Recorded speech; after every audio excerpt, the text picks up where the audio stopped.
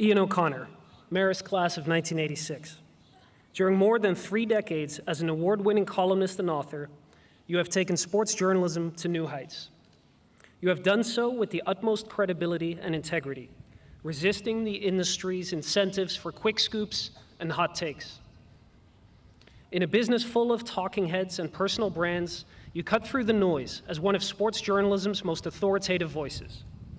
You pull back the curtain on some of the most private and secretive figures in sports. And you offer context and nuance to the complex issues of our time. Your New York Times best-selling books have chronicled the lives of Derek Jeter, Arnold Palmer, Jack Nicklaus, Bill Belichick, and, most recently, Mike Krzyzewski. Neither Belichick nor Krzyzewski would speak to you for their biographies. So instead, you spoke to hundreds of people around them and constructed the most vivid and instructive portrait written about either man. The Los Angeles Times called your latest book about Coach K an enduring masterpiece. Coach K himself has said that while he didn't speak with you, he didn't stop anybody else from doing so, because you are, and I quote, one of the best writers. As a sports columnist with the New York Post and formerly of ESPN and a very long list of other reputable news outlets, you have written timely and meaningful columns that have framed sports in the center of American society. Just this week, you received a New York Press Club Award for Best Sports Feature of 2021 on Dick Vitale's battle with cancer. But before all of that, of course, you were the sports editor of the Marist student newspaper, The Circle, striking fear into administrators during a particularly turbulent time in our men's basketball program's history. In recognition of these achievements and for your embodiment of the principles of Marist College, the Board of Trustees proudly confers upon you the Distinguished Alumni Medal, presented to individuals who exemplify the college's ideals: excellence in education, a sense of community, and a commitment to service. Congratulations.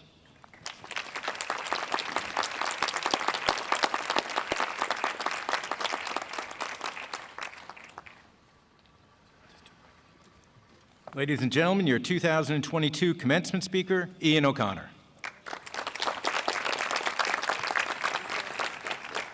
Thank you very much. What an amazing day, despite the rain. I originally was scheduled to be in Oklahoma writing about Tiger Woods, but I am very happy to be home again with you. So it's a wonderful day. I want to thank the Board of Trustees, President Weinman, President Emeritus Dennis Murray, everyone else up here on stage, and really you, the class of 2022, the adult graduates and graduate students in this class. And up front, I realize that this day is 0% about me and 100% about you and your family members gathered with us today. But if I talk a little bit about my post-Marist experience, it's only in the context of trying to make a small, positive difference in your journey to come. On my first trip here more than 40 years ago as a teenager in the summer of 1981, I hate to say it, but I really picked Marist out of a hat. I think this school picked me out of a hat, too. I got a letter about its comm arts program. I was interested in communications and possibly becoming a writer. So we hopped in the car and headed north from New Jersey, crossed the Mid-Hudson Bridge, and found this beautiful campus on the Hudson River. We visited for 2-3 hours and effectively decided right then and there that I would be attending Marist College. But I remember my father, who was very rough around the edges, very difficult to please or impress. I remember him saying, you know, there's an awfully nice group of people up here at Marist, and I have to say I knew the man for 50 years, and I can't remember him saying that about another group of people in my entire life, really. So it made a profound impression on me, but when we got back home, I'd say 2-3 weeks later, I get a phone call from Drew University in Madison, New Jersey, fine school. I had applied there, been accepted there. And it was a financial aid officer saying, we're prepared to offer you an extra $500 on top of your financial aid package if you'll reconsider and not attend Marist and attend Drew instead. So it doesn't sound like a lot of money, but to a family of 7 like us back then, we really didn't have much. We had enough for the essentials: food, clothing, tuition, the mortgage, 1 vacation a year, a couple of Christmas gifts, and that was it. After that, we were on our own. So I remember It was a rotary phone. Some of you don't know what that is, but I was on the rotary phone. I covered it. I called upstairs to my mother, and I said, Mom, it's Drew University. They want to offer us another $500. What do you think? And there was silence, a bit of a pause, and then she yelled down in only a way that she could, tell them forget it. We've already made our decision. That's it. So I got back on the phone, and I told the good people of Drew University to forget it. So that's how I ended up at Marist and how I ended up with you here today. So thank you, Mom. My first semester break, so we're talking now the fall of '82. I go back home. I lived, again, on the poor side of the street across the way where the rich people in the country club where I used to work to make money for school. And I remember a wealthy member there, Mrs. Marist. She asked me where I attended school. I said, Marist College. And she said, oh, I've never heard of it. So I'm sure she sent her kids to Harvard and Yale, but I'm not quite sure why an adult would ever feel moved to say that to an 18-year-old kid. But here I am, age 57, and I still remember her saying that. The good news is, all these years later, there are parents in Mrs. Morris's community at large who have asked me to write letters of recommendation for their children to attend Marist, or at least try to get into Marist. So I think that pretty much says it all. When I was a student here in the 80s, some people called Marist a sleeping giant. That giant, as we all know, is wide awake. In large part because of you, the class of 2022, and the classes that came before you, and certainly after mine in 1986. I thank you for that, for enhancing my degree, in fortifying my credibility. And I could not get into Marist today. And my hope is that 25 to 30 years from now, you will all say the same thing. No offense, of course, it'll be a nice thing. I met some incredible people here, starting with David McCraw, who is now a distinguished attorney at the New York Times. He was the first professor who really steered me towards writing for The Circle, as you all know, the student newspaper up here. And back then, there was no internet, of course. We didn't have computers. We did it by typewriter. Came out, I believe, every Thursday. It was a wonderful experience. Everyone on campus read it cover to cover. But one thing and I had no idea what I was doing. But David McCraw said to me, if you want to become a real reporter, a real journalist, one thing you have to realize is you need to be unafraid to confront authority figures in print when you disagree with them. So I said, okay, I'll give that a whirl. And so I wrote a piece, I forget the issue, whatever it was, on campus, but I wrote a piece in The Circle that was critical of President Murray. So it was great. Next morning, I think it was a Friday morning, and I'm in Donnelly, and I'm heading toward Champaign, and I see this singular figure coming my way. It's President Murray. And I have to say, and David McCraw never told me that I'd actually have to face these people that I criticized that quickly. But in 4 years at Marist, that is the only time I've ever encountered him on campus when we were both alone. This is about 12 hours after we published.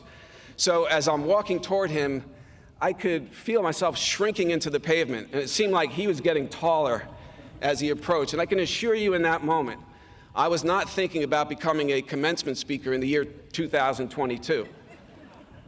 I was thinking about getting expelled in the year 1983. I was also thinking I should have taken that $500 from Drew University. But he couldn't have been more gracious. He shook my hand. He said, you handled the piece with fairness and professionalism. I don't think he really felt that way, but I think he saw that I was terrified and he felt sorry for me and he just wanted to be nice. But I will say that day I learned a lesson in really how to handle criticism, how to handle things with dignity and grace. And listen, we were all lucky. We knew we were lucky that we had a young, strong, charismatic leader like Dennis Murray in charge of this college. We all thought back in the 1980s, if he wanted to be governor of New York, if he wanted to be a United States senator, that would happen. But he decided, thank God, that his calling was Marist College. And obviously, the staggering growth of this school, he's the person most responsible for that. Now we have Kevin Weinman. I know everyone up here at Marist is thrilled with that, including myself. I think it's interesting to have a high-ranking administrator from a prestigious Ivy League level institution like Amherst who wanted to be a big part of the Marist experience and the Marist legacy. I'm not sure that Mrs. Morris would have believed it, but it's true, and we're all thankful for that. Over the years, in talking to employers, and I've been based in New York City for the better part of 4 decades, in talking to employers and industry leaders, not just in media, but in other businesses as well, when the conversation turns to Marist graduates, the same words and terms always pop up: trustworthiness, reliability, work ethic. If you give a Marist graduate a job, that job will get done the right way. The Marist graduate will attack the day with enthusiasm and with a relentless commitment to excellence. I've heard that time and time again. It always comes back to work ethic. So I will share with you along those lines the one and only anecdote from my professional career, and I know I'm running out of time here, so I'll make this pretty quick. But I'm often asked, what's the biggest story you ever had or broke? 15 years ago, the Yankees were in the playoffs against Cleveland. They're down 0-2 in a best-of-5 series, so now they have to win 3 straight sudden death games. And my assignment that day, it was an off day before Game 3 in the Bronx, was to write a column about the Yankees pitcher, Roger Clemens. I was done at around 6:15. At the time, I was also writing a book, so I had 2 full-time jobs. I hadn't seen my wife, Tracy, in weeks. My son, Kyle, over there, he probably remembers this too. We were planning to go out to dinner, and I was done with my work, but one thing bothered me. George Steinbrenner had gone underground all season. He hadn't gone to any games. He wasn't talking. He hadn't done any interviews in a year. And he's the most famous owner in the history of American sports, and I did have a relationship with him where he would usually return my phone calls. So I had tried during the day. I knew where he stayed. The word was he was going to Game 3 in the Bronx. He was at the Regency in Manhattan. I had tried once during the day and failed, and I just couldn't liberate myself to enjoy that dinner unless I tried again. I called the hotel. The main operator switched me to his personal operator. She put me on hold for 60 seconds. That felt like 10 minutes. And then when she picked up, I was waiting for her to say, you have to leave a message, he's not available. And I was half hoping she would. And she said, "Go ahead, Mr. O'Connor." And I was like, "What do you mean, go ahead?" And all of a sudden I heard George's voice, his unmistakable voice. And I knew he was angry, and I knew he was a newsmaker when he was angry. And he said some newsworthy things about Derek Jeter, Alex Rodriguez, but mostly about Joe Torre. He said, "If we don't win this series, I think I will fire Joe Torre." So here we're talking about the most famous owner ever in the middle of a playoff series, threatening to fire a Hall of Fame manager who had won him 4 World Series championships in New York for the world-famous New York Yankees. So that was a big story. I think Twitter was only a year old. I can only imagine what that story would have done today on into social media.